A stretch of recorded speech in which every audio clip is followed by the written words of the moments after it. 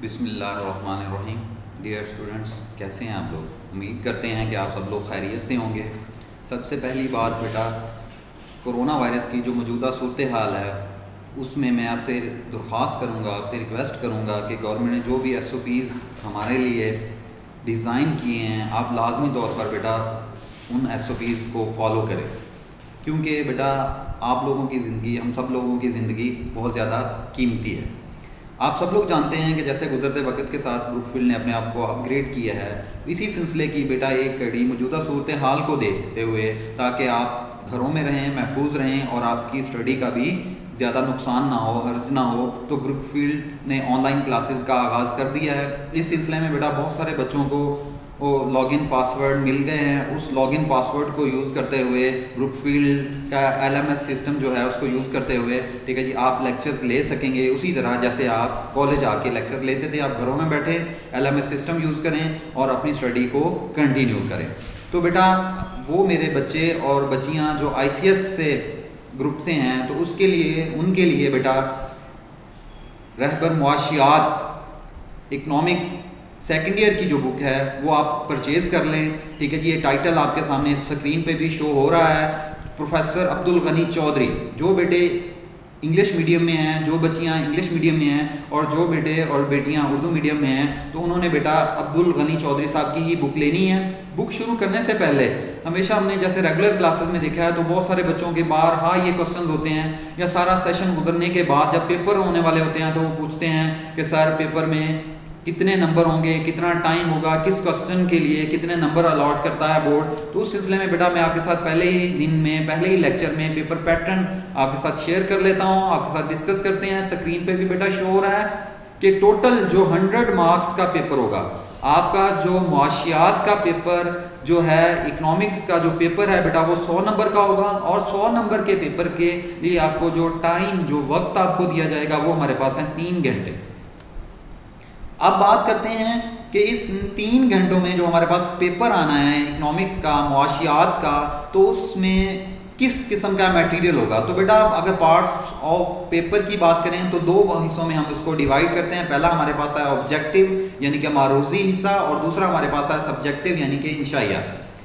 अब ऑब्जेक्टिव में या मारूजी वाले हिस्से में या सब्जेक्टिव में या इंशाइया में क्या होगा हमारे पास, तो पहले बेटा हम मारूजी वाला जो हिस्सा है, ऑब्जेक्टिव पार्ट जो है, उसको डिस्कस करते हैं। उसमें बेटा आपके पास ओनली एक क्वेश्चन होगा, एक सवाल होगा, और उस सवाल के अंदर आपके पास 20 MCQs होंगे।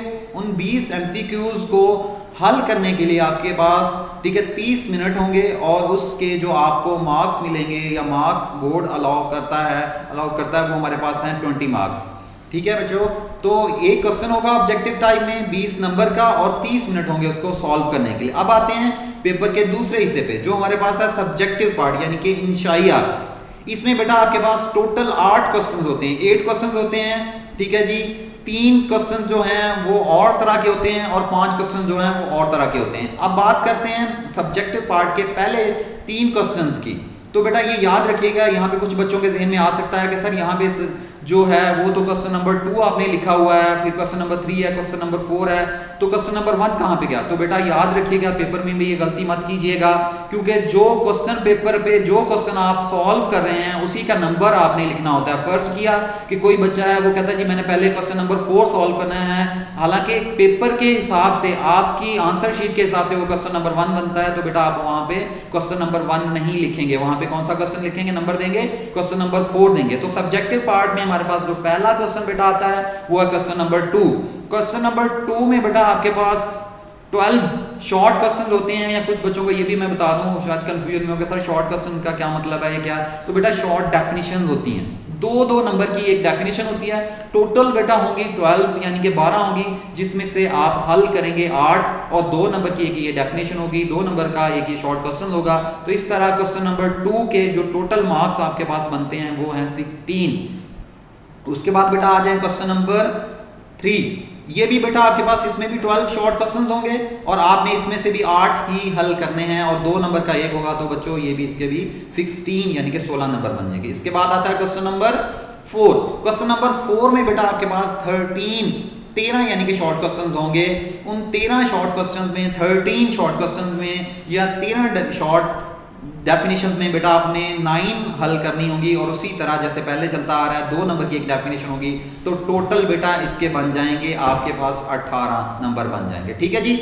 सब्जेक्टिव पार्ट का जो पहला हिस्सा है वो 3 क्वेश्चन पे मुश्तमिल है बेटा, उसमें question number 2, question number 3, question number 4।